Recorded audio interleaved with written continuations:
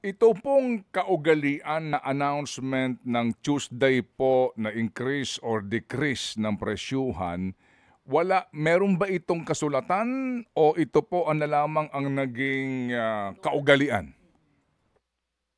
Well, naging agreement na lang 'yan. Kasi if ang alam ko nang dumating ako dito, ang kwento ho ganito, Sir Ted, there was a time na monthly ang adjustment. Ang timing lang.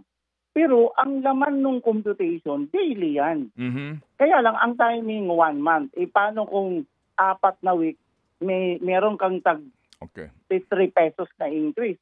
That will mean na bigla ang babagsakan natin ang kababayan natin ng 15 peso per liter na increase by Okay. end of the month. Okay. So nung Opo. sinabi naman na daily, sabi naman ng DOE, masyado namang ang gulo-gulo niyan kasi Okay.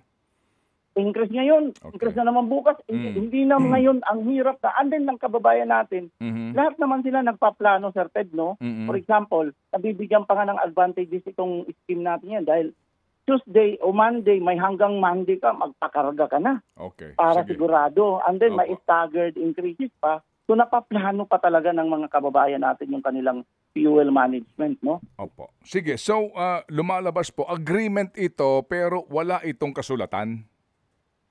Of course, Sir Ted, sa batas, wala ngang formula eh. Okay. Wala ding araw na sinabi. Mm-mm. Pangatlo, sa batas, if you really look at the law, it's really market-based.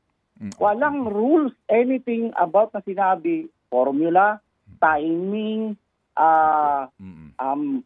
amount na Mhm. na ceiling. Mhm. So talagang ginawan ito ng iskema na lang, all for the advantages na lang at the circumstance we are in that law. Opo. Ginawan na lang natin ng iskema na mas makakabuti sa kababayan natin. Unang-una, nababantayan pa rin natin sila na sige, kung increase, Okay. pero Sige. decrease. Okay. Opo. Sige. So, Ito. ganun mo ang sitwasyon ng limitation ng bata.